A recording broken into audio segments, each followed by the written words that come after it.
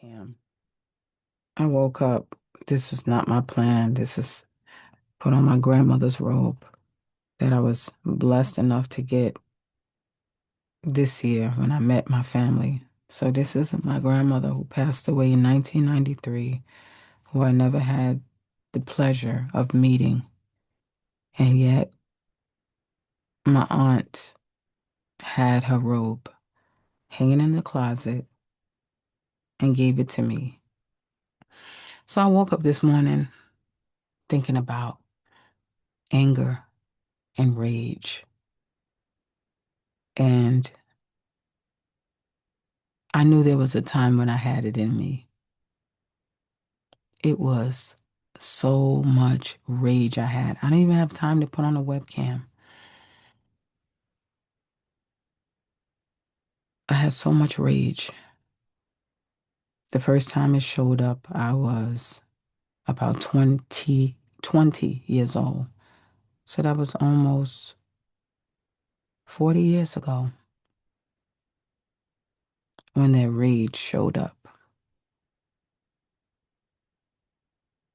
And I didn't know what to do with it. I didn't know what to do with that rage. But I was tired, like physically tired and drained. Didn't understand why I was so angry. I could remember it like it was yesterday because it was a life-changing moment. And I remember I was in McDonald's. Let me show you, this is how much I remember that day. And I was on Clarendon Avenue in Brooklyn at that McDonald's. And my boyfriend came to meet up with me. And he came from a family of rage, where his mother used to get beat up by his father till she couldn't take it no more. And she ran away and left him and his brother behind with that father full of rage. And so he taught my boyfriend about rage and anger and how to beat up on women. And here I was, full of rage, after holding in so much disappointments. And so we met at McDonald's when the rage was at a boiling point, where it needed somewhere to release, and I didn't know where to release this rage. So here I am sitting across from him at the table in McDonald's. And he said something that I felt was worthy of him being poked with the straw right here. Don't know why I did it, but remember, I was full of rage. You could see it in my eyes. I could feel it in my eyes. And so I broke his skin right here. He was about 18, 19. He was a little younger than me, and his hand started trembling. He took out a cigarette and put it to his mouth. He had to calm his nerves down before he raged on me, something he didn't want to do, but something I've always provoked and tried to get him to let this rage out, because I know you have it in you, and I know you're going to hurt me. I know, ooh, you want to hit me so bad. I wanted to provoke because I wanted to see it, because I had already been physically abused in my family before for no reason, around people who use drugs, who decided they just want to rage on me. So the rage was transferred into me. So here I am trying to rage out on him, and he's smoking his cigarette. And I decide I'm scared now. I done made him bleed. So I ran out into the cold air. He comes, he comes behind me. I'm trying to get away from him, and I end up at the park. Nazareth High School, I believe that's it called Nazareth. Yeah, I think it's Nazareth High School. Not too sure, but it's on Clarendon. I think it's Clarendon Road or Clarendon Avenue, but I think it's Clarendon Road in East Flatbush. And we're there in the nighttime and there's nobody in the park. Because this is in the crack era, you know, after they flooded the black community with crack. And so therefore the drug dealers would sell crack in the park often.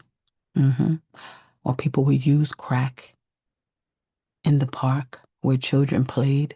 So children no longer played because sometimes they would come in there with their guns. You never knew what was going to happen in the playground. So the playground was empty on this evening. But even still, the children were sleeping. We were the only ones in the playground. It was a setup. That's what I feel like to this day.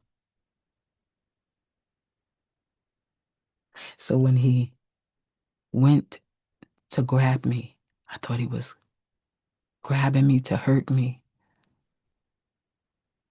So I just immediately shouted out and just started crying. Didn't know I was going to cry like that. And because he had so much love for me, all he did was hold me while I wept. And I wept. And I wept. And I wept. It was as if I was speaking another language. The sounds that came out of me were broken sentences filled with disappointment, babbles. This one hurt me. This one let me down. This one, that one, that one, this one, this one, this one. And it went on for it felt like hours. And nobody came to interrupt.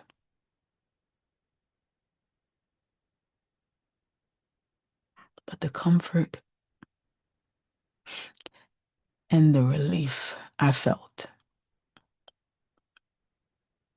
in releasing that rage.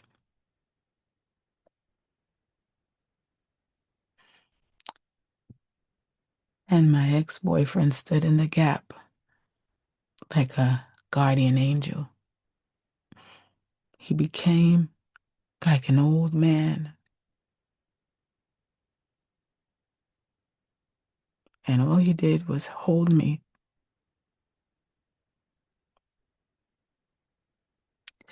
while I cried.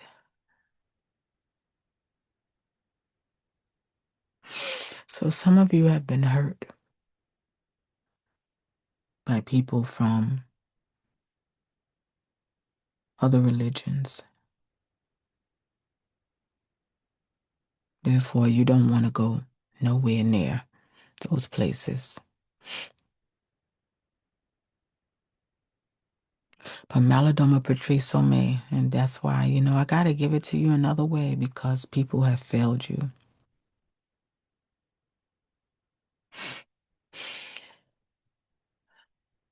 And so I got to give it to you another way of how to release this anger. Because it is important that you get it out, or you're going to possibly hurt yourself or somebody else. Because that rage is no respecter of person. So what I mean is it does not care who it releases onto. And often the people that you release it onto are people you love,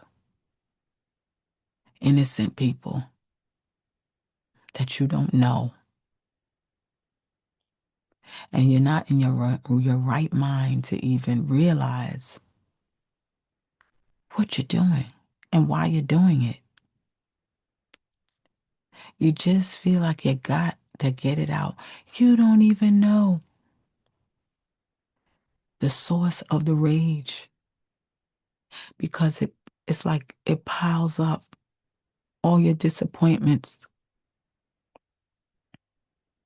I couldn't put my finger on what caused the rage because it came out in gibberish and it was broken pieces of pain. And I was lucky, blessed that it was my boyfriend who was with me that held me. Now, sometimes it is strangers and they will be sent to you. Sometimes just for that moment to release that rage. Some of them understand. They remember when they had that rage and they will hold you through that rage. Now, Malidoma Patrice Somé talks about rituals dealing with pain. A lot of rituals in his book, even when he's talking about surrounding people. This is for people who are not going to go into a church. Rituals in with which people who know you surround you and affirm you until that feeling, depression, whatever it is, rises up off of you and releases you. He talks about how they cannot imagine a people who do not weep because in his village they weep every day. I have videos when I talk about rage and I talk about tears and I talk about personal touch and I talk about all of that. I have videos that express that. And the reason why I want to share it with you through that channel, through Malidoma Patrice Somé, is because I know it's true. And I know a lot of y'all ain't going to go up in the church. For what reasons? This belief that, but let me show you something. In those churches are people that understand what you're going through. People that have been hurt, used, abused, they are there looking for a place to release. There will be people that you don't know in these places that will hold you up. You may never see them again. They will tend to your tears because y'all are not going to go to your mama and your brother and your sister and your auntie and your uncle because a lot of them are the ones who are the source of your pain. So you don't trust them no more, or you never did. So you're going to need strangers. You're going to have to trust strangers. I'm telling you this because there is no place like the ones that they talk about in the healing wisdom of Africa, in which you have the village. The closest you're going to get to the village is in the church. I didn't find the village in the mosque. I'm sorry. Because in the church is the closest, is the place where we replicated the village. Some churches have elders. Some churches have this one, prophetic, this, all kind of, you get caught up in titles and names and y'all get all, because y'all, triggered by memory of being disappointed, of hurt, judgment. I understand. But there are some places where people actually have, you go in the churches and they have boxes of tissue ready, prepared for you to weep. Welcome to you weeping. They have people that are prepared to catch you when you fall. So Malidoma Patrice Somé, because I have to give it to you another way because you have been hurt. A lot of people have church hurt. However, I'm telling you, you need to get that rage out. You need to weep. You need to get what it is that you need and be an active participant. I'm telling you because I've lived it. And I'm telling you what worked for me. I'm not going to selfishly keep it to myself because we need to get out. This rage is causing us to hurt people we love and people we don't even know. Somebody has to deal with your rage, and it's not fair. Going to a therapist is not going to be enough. Maybe you can go to them after you release that rage, but you got to get it out. I need to talk to you about this rage. Many people in the Western world walk around like time bombs, loaded with contradictory emotions that are often so hard to articulate that the individual is dangerous to himself and to his surroundings. That was me.